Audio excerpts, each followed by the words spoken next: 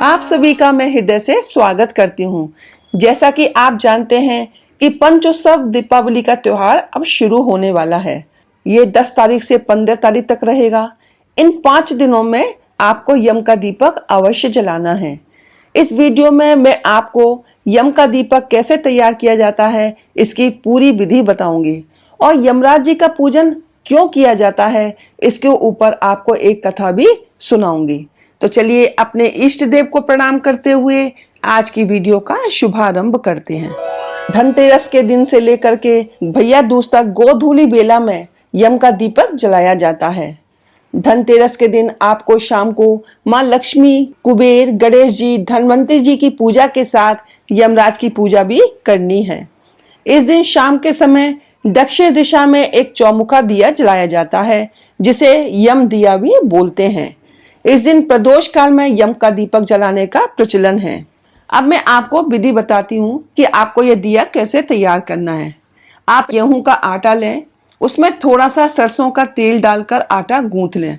थोड़ा सा इसमें जौ का आटा भी मिला सकते हैं। यदि जौ का आटा नहीं है तो आप 2-4 जौ के दाने गेहूं के आटे में डालकर टाइट आटा गूंथ लें।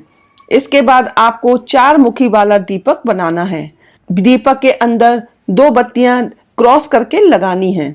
सरसों का तेल डालना है और 1 रुपए का सिक्का भी इसके अंदर डालना है। 2-4 जौ के दाने भी इसके अंदर डालने हैं।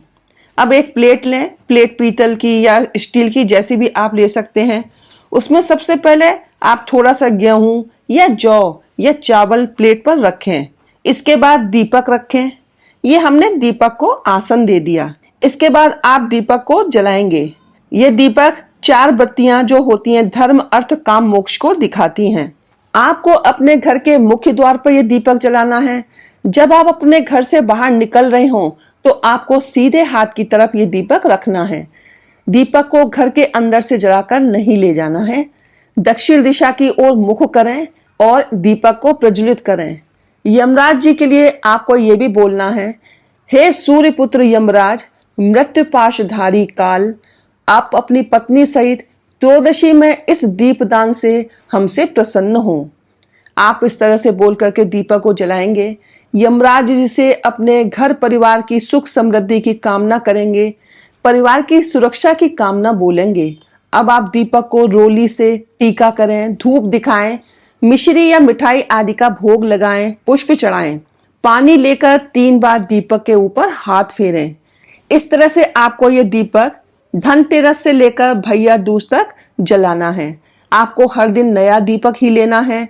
दूसरे दिन आप दीपक को पेड़ के नीचे गोला बनाकर रख सकते हैं या गाय माता को भी खिला सकते हैं। दीपक के जो अंदर आपने जो बत्तियां लगाई हैं उसको निकाल लीजिएगा। थोड़ी सी इसमें शक्कर डाल करके एक गोला सा बनाकर आप गाय माता को या पेड़ के नीचे रख सकते हैं। जो आपने इसके अंदर सिक्का रखा है आप उन सिक्कों को इकट्ठे करते जाएं और जो आप धनतेरस पर भी जो तेरे दिए लगाएंगे उनमें भी 1-1 सिक्का डालना है। तो सभी सिक्कों को इकट्ठा कर लें और भैया दूज के बाद आपको सफाई कर्मी को ये सिक्के दे देने हैं। आप आटे की जगह मिट्टी का भी एक बड़ा दिया ले सकते हैं। सबसे पहले आपको आटे का ही दिया बनाना है। कई जगह पुराने मिट्टी के दिए को जलाने की भी परंपरा है। तो जैसा आपके यहाँ होता है वैसा ही करें, लेकिन दीपक आपको अवश्य जलाना है क्योंकि यम देवता अकाल मृत्यु से बचाते हैं तथा भय से मुक्ति प्रदान करते हैं। कुछ लोग यम के दिया परिवार के सभी सदस्यों के घर आने और खाना पीना खाने के बाद सोते समय जलाते हैं। तो जैसा भी आपके यहाँ का नियम हो वैसा ही करें। इस दिन यमराज जी की पूजा करने से उस परिवार में रहने वाले सभी सदस्यों की लंबी आयु की प्रार्थना की जाती है और यमराज जी आपको अकाल मृत्यु से अवश्य बचाते हैं। तो इस दिए को आप अवश्य जलाएं। कुछ बातें आपको ध्यान में रखनी है। यम देवता का दीपक घर के मुख्य द्वार पर ही जलाया जाता है। इस बात का ध्यान रखें कि दीपक कभी भी जमीन पर रखकर नहीं जलाना है। यम का दीपक घर के अंदर से जलाकर नहीं लाएं, उसे बाहर लाने के बाद और स्थापित करने के बाद ही जलाएं। दीपक का मुख दक्षिण दिशा की ओर हो। दीपक के पास फूल और जल अर्पित करें और लंबी आयु की कामना करें। धनतेरस कथा। एक बार यमराज ने अपने दूतों से प्रश्न किया, क्या प्राणियों के प्राण हरते समय तुम्हें किसी पर दया भी आती है? यमदूत संकोच में पड़कर बोले, नहीं महाराज, हम तो आपकी आज्ञा का पालन करते हैं, हमें दया भाव से क्या प्रयोजन।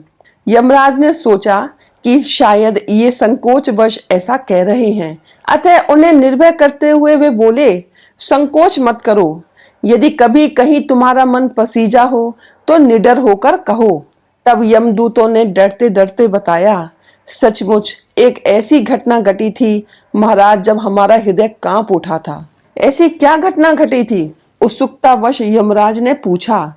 दूतों ने कहा, महाराज, हंस नाम का राजा एक दिन शिकार के लिए गया। वह जंगल में अपने साथियों से बिछड़कर भटक गया और दूसरे राज्य की सीमा में चला गया।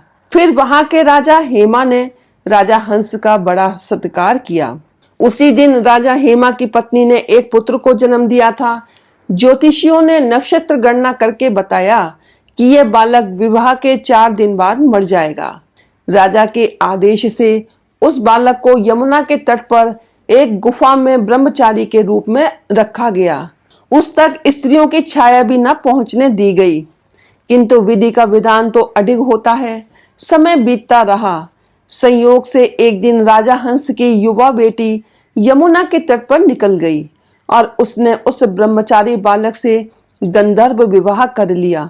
चौथा दिन आया और राजकुमार मृत्यु को प्राप्त हुआ। उस नवपरिणीता का करुण विलाप सुनकर हमारा हृदय कांप उठा। ऐसी सुंदर जोड़ी हमने कभी नहीं देखी थी। वे कामदेव तथा रति से भी कम नहीं थे। उस युवक को कालग्रस्त करते समय हमारे भी आंसू नहीं थम रहे थे।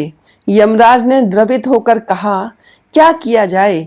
विधि के विधान की मर्यादा हेतु हमें ऐसा अप्रिय कार्य करना ना पड़े। महाराज, एकाएक दूत ने पूछा, क्या अकाल मृत्यु से बचने का कोई उपाय नहीं है? यमराज ने अकाल मृत्यु से बचने का उपाय बताते हुए कहा, धनतेरस के पूजन एवं दीपदान को विधि पूर्वक करने से अकाल मृत्यु से छुटकारा मिलता है। जिस घर में ये पूजन होता है वहां अकाल मृत्यु का भय भी नहीं फटकता।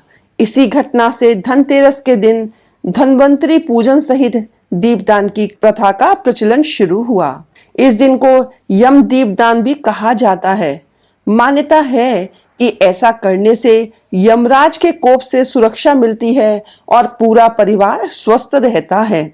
इस दिन घरों को साफ सफाई लीप पोत कर साफ और पवित्र बनाया जाता है और फिर शाम के समय रंगोली बना दीपक जलाकर धन और वैभव की देवी मां लक्ष्मी का आह्वान किया जाता है।